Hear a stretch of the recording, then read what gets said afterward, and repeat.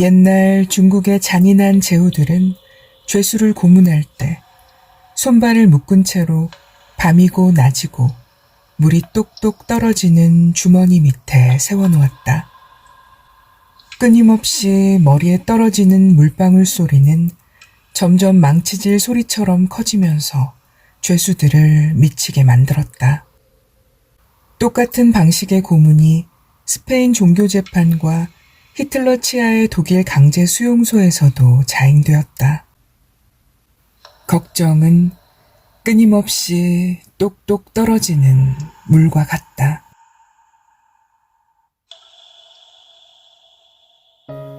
안녕하세요. 책 읽어주는 감성 7호입니다. 개미 구멍 하나가 큰 제방 둑을 무너뜨린다 라는 속담이 있죠. 사소한 걱정에 쉽게 마음을 내주어 인생을 망치는 사람들이 정말 많습니다. 걱정은 내일의 슬픔을 덜어주지도 않고 오늘을 살아갈 힘도 앗아가기에 걱정이 인생을 좀먹도록 내버려 둔다면 언젠가 커다란 대가를 치르게 됩니다. 오늘 소개해드릴 데일 카네기의 자기관리론은 인간관계론과 함께 자기계발서의 원전으로 손꼽히는 역작입니다.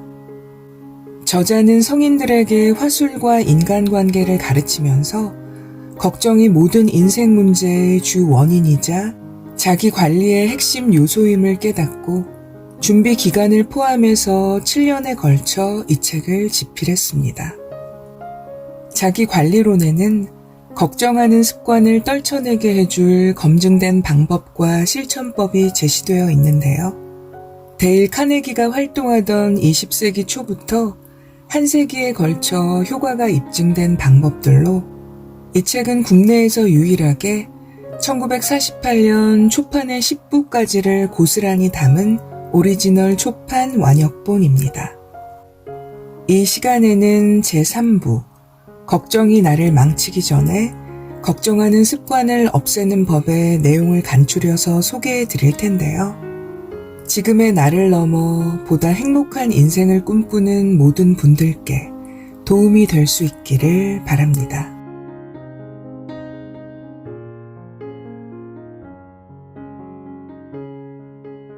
늘 바쁘게 살아라. 심리학이 밝혀낸 근본 법칙 하나가 있다. 아무리 비상한 인간이라고 할지라도 정해진 시간에 하나 이상을 생각할 수는 없다는 것이다. 믿기 어려운가? 그렇다면 한 가지 실험을 해보자. 지금 상태에서 몸을 뒤로 편안하게 젖히고 눈을 감은 후 자유의 여신상과 내일의 계획을 동시에 생각해보라. 하나씩 차례로 집중할 수는 있지만 동시에 둘 다 집중할 수는 없을 것이다. 감정의 영역에도 똑같은 법칙이 적용된다. 재미있는 일을 하면서 활력과 열정을 느낄 때 걱정으로 힘들어할 수는 없다. 하나의 감정은 다른 감정을 몰아내기 마련이다. 이 간단한 발견 덕분에 육군 정신과 의사들은 전쟁 중 기적을 만들어낼 수 있었다. 전쟁의 참상을 겪으며 정신신경증에 걸린 군인들이 후방으로 이송되면 군의관들은 이런 처방을 내렸다. 계속 바쁘게 움직여라. 환자들은 숨 돌릴 시간조차 없이 여러 활동을 해야 했다. 대부분 낚시, 사냥, 야구, 골프, 사진 찍기, 정원 가꾸기 등 5개 활동이었다. 바쁘게 움직이다 보니 이들은 끔찍한 경험을 반추할 만한 틈이 없었다. 이러한 작업요법은 오늘날 정신과에서 사용하는 용어로 이를 마치 약처럼 처방하는 것이다. 정신과 의사들은 1. 다시 말해 바쁘게 사는 것이 최고의 정신질환 치료제 중 하나라고 말한다. 노동은 신경을 안정시키는 효과가 있다. 대부분의 사람은 코를 쳐박고 열심히 일하거나 자신에게 맡겨진 일을 할 때 행동에 몰두하는 것이 어렵지 않다. 하지만 일을 마치고 난 뒤의 시간이 위험하다. 여가를 즐겨도 되는 자유시간, 가장 행복에 겨울 법한 그 시간에 걱정이라는 이름의 음울한 악마가 우리를 공격한다. 그때 우리는 내가 잘 살고 있는 것인지, 아무런 발전 없이 같은 자리를 맴도는 건 아닌지, 오늘 상사가 한 말에 어떤 의미가 있는지, 혹은 이러다가 대머리가 되는 것은 아닌지 걱정하기 시작한다. 바쁘지 않을 때 우리의 정신은 진공 상태에 가깝다. 물리학을 공부했다면 자연은 진공 상태를 싫어한다라는 말을 알 것이다. 우리 주변에서 진공 상태에 가장 가까운 것은 백열 전구의 내부 정도다. 전구를 깨트리면 자연스레 공기가 들어가 이론적으로는 텅 빈 공간을 가득 채운다.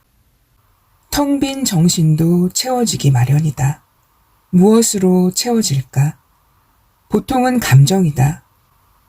걱정, 두려움, 혐오, 질투, 부러움과 같은 감정은 태고의 활력과 역동적인 에너지에서 비롯되기 때문이다. 부정적인 감정은 마음속에서 평화롭고 행복한 생각과 느낌을 몰아내 버린다.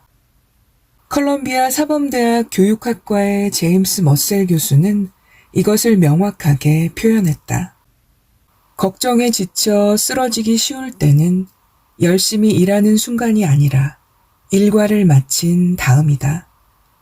그때가 되면 우리의 상상력은 천방지축 날뛰고 터무니없는 공상을 떠올리게 하며 사소한 실수를 과장해서 보여준다. 그 결과 우리의 정신은 부하가 걸리지 않고 작동하는 모터처럼 베어링을 태워버릴 듯이, 심지어는 산산조각을 낼 듯이 돌아간다.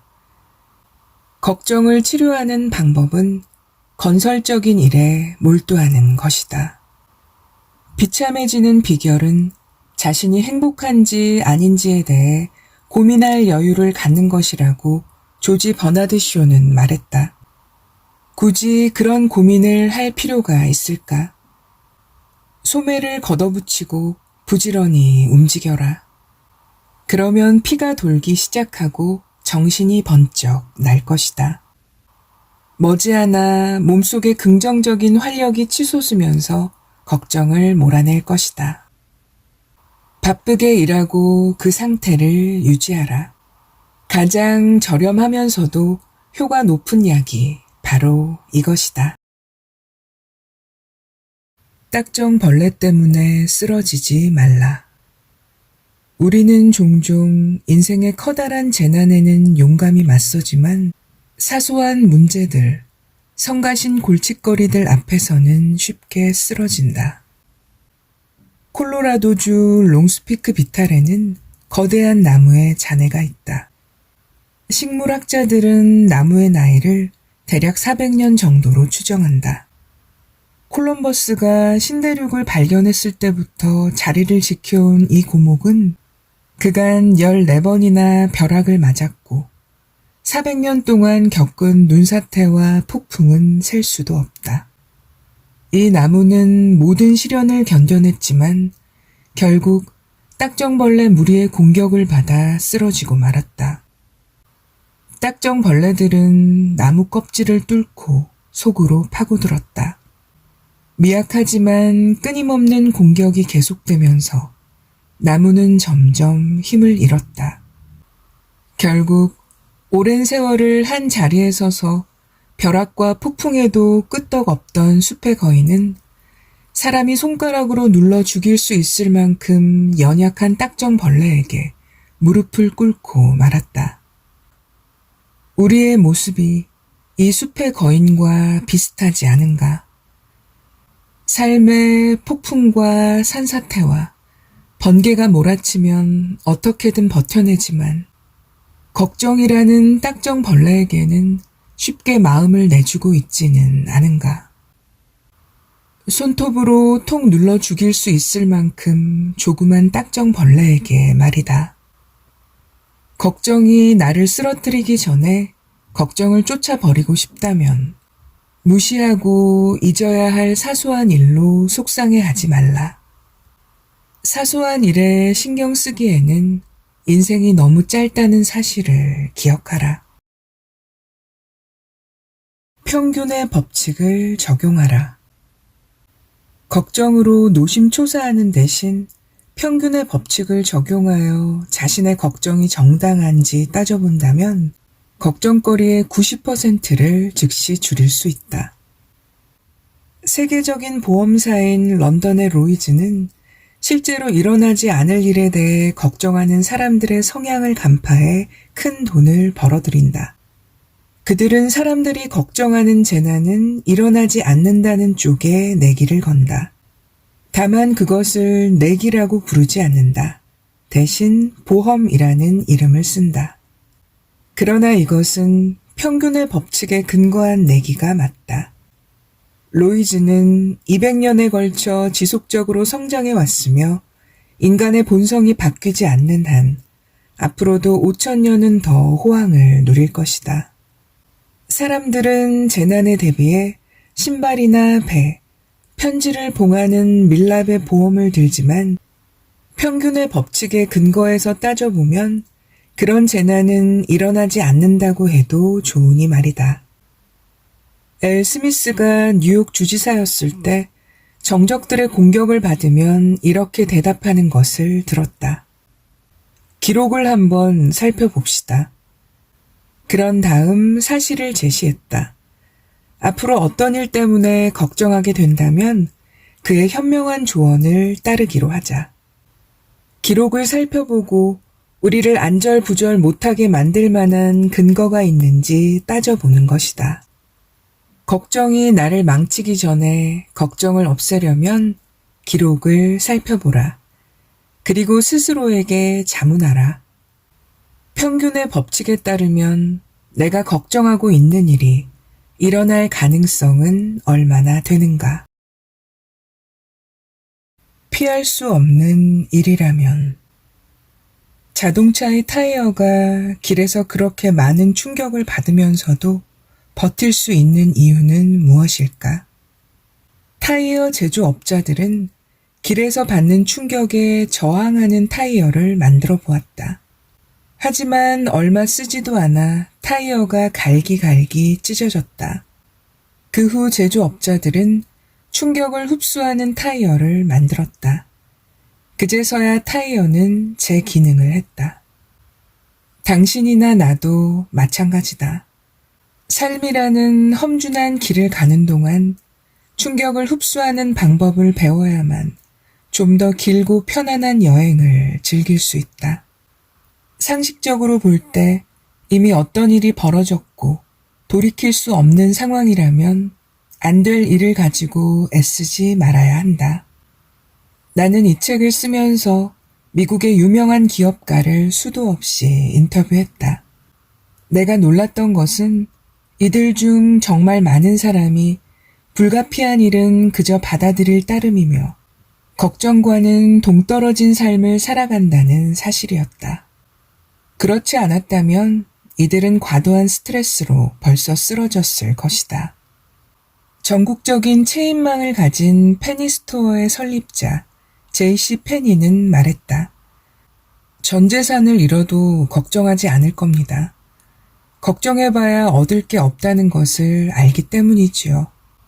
그저 최선을 다할 뿐 결과는 신에게 맡깁니다. 포드 자동차를 세운 헨리 포드도 비슷한 이야기를 했다. 제가 처리할 수 없는 일이라면 일이 저절로 굴러가도록 내버려 둡니다. 크라이슬러 사장이었던 케이티 켈러에게 걱정하지 않는 방법을 묻자 그는 이렇게 대답했다. 힘든 일이 닥쳤을 때 제가 할 수 있는 일이 있으면 그 일을 합니다. 할 수 없는 일은 그냥 잊어버리지요. 저는 미래를 걱정하지 않아요. 앞으로 어떤 일이 벌어질지 예측할 수 있는 사람은 없기 때문입니다. 철학자 에픽테토스는 이렇게 말했다. 행복으로 가는 길은 오직 하나밖에 없습니다. 우리의 의지를 넘어서는 일은 걱정하지 않는 것이지요. LG 맥코믹은 리더스 다이제스트 기사에서 이렇게 말했다. 피할 수 없는 일과 싸우기를 멈춘다면 우리는 그 에너지를 좀 더 풍부한 삶을 사는데 쓸 수 있습니다. 불가피한 일과 싸우면서 동시에 새로운 삶을 창조해갈 만큼 감정과 활력이 넘치는 사람은 세상 어디에도 없다.